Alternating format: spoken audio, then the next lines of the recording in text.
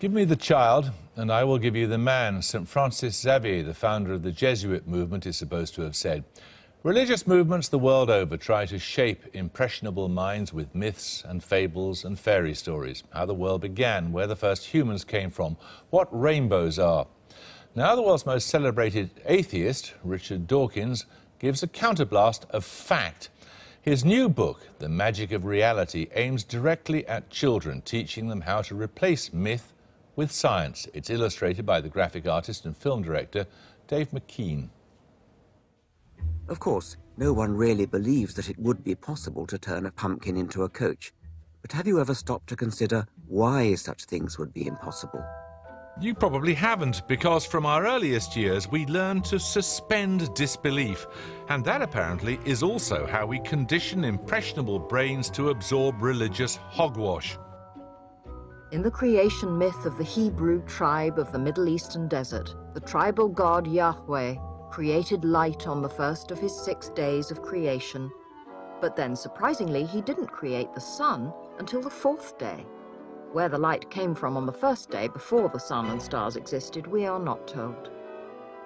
Knocking down the scientific accuracy of millennia-old stories isn't very hard. Rainbows, earthquakes, the origins of humanity, the origins of the universe itself are all explained in ways that a 10-year-old might follow, but a 5-year-old might not. According to the modern version of the Big Bang model, the entire observable universe exploded into existence between 13 and 14 billion years ago. Some scientists will tell you that time itself began in the Big Bang, and we should no more ask what happened before the Big Bang than we should ask what is north of the North Pole. But therein lies Richard Dawkins's problem. Even with him setting them up as Aunt Sally's, the myths remain the better stories, carrying an imaginative charge that makes nonsense easier to understand than fact. Fairy tales of whatever world religion retain an untarnishable beauty, more easily followed by a small and impressionable Tasmanian child, for example. A god called Moini was defeated by a rival god called Dromedina in a terrible battle up in the stars. Before he died, he wanted to give a last blessing to his final resting place, so he decided to create humans. But he forgot to give them knees. He absent-mindedly gave them big tails like kangaroos, which meant they couldn't sit down. They say the devil has all the best tunes, but the religious elders have most of the best stories. Well, Richard Dawkins is here. You seem to implicitly believe in this, or explicitly believe, that rationalism is somehow disadvantaged. Do you really think it is? No, and nor am I knocking myths. I mean, I think myths are great. I just think that science is better. And actually, better stories. I deny that the myths have the best tunes and the best stories. You deny it? Yes. I mean, I actually think that science is so spellbinding. What have you got that beats that story of the kangaroo? Evolution. Well, OK, right, let's take evolution. OK. You really think that your version, your very clear account of where our ancestors came from, which ends up in a not very attractive-looking fish 185 million generations ago, as opposed to the creation myth in the Bible that God takes a handful of dust, breathes life into it, takes one of Adam's ribs and creates a woman. You think yours is more poetic, do you? No question about it, absolutely. It is wonderfully poetic. When you think about it, here we are. We started off on this planet, this fragment of dust spinning round the sun, and in 4 billion years we gradually changed from bacteria into us. That is a spellbinding story. Do you accept that it is slightly more difficult for a child to comprehend? That I'm not sure about. It's conventional not to teach evolution until a later age. I think it could be taught at a younger age. But 185 million generations, that's kind of a difficult thing to get your head around as a child. Yes, it is. And you'd have to employ careful strategies to do that. But I think it can be done. Now, nobody believes that Lot's wife, for example, was really turned to a pillar of salt, and you soon grow out of belief in Father Christmas or the Tooth Fairy. Are you saying that these things should never be taught? No, I'm not actually. I think that there's a great value in training the imagination to be imaginative. And so children love to make believe, for example. I did myself, I'm sure you did. And it's a wonderful part of growing up to play games of make believe. And part of it is comfort, isn't it? I mean, if you are told, I don't want to get too much into religion, but if you're told that you are a unique creation made in God's image, loved by God and the rest of it, as opposed to the scientific conclusion which you must come to, that you are a pretty insubstantial speck in the cosmos, one is comforting, one is slightly alarming, isn't it?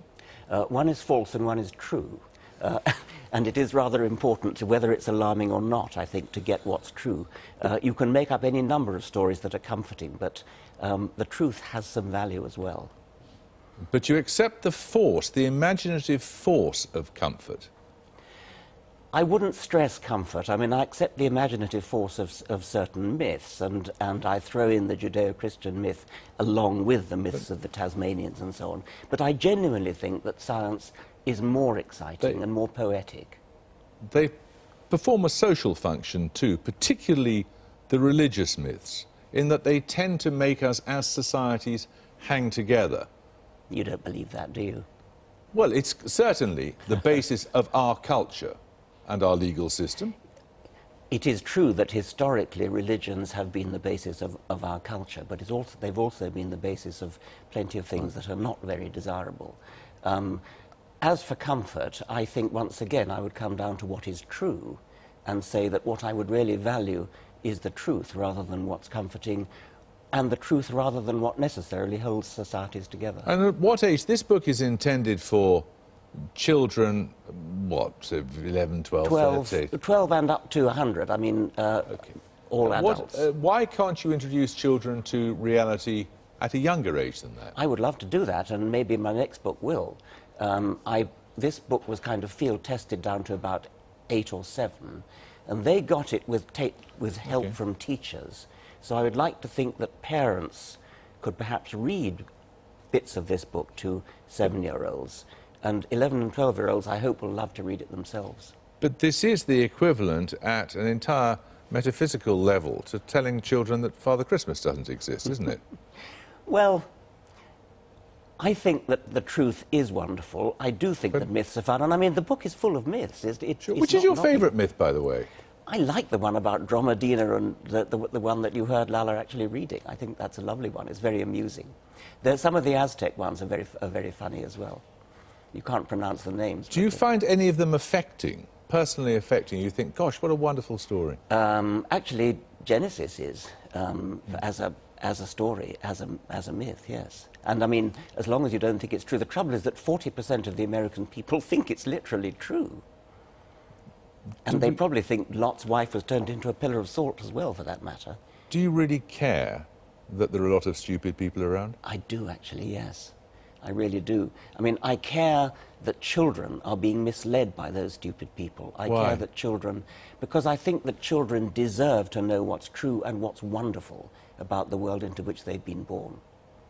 It really is true and it really is wonderful. And it's such a crying shame if children are denied that by ignorant and stupid adults as you've described them. Richard Dawkins, thank you. Thank you.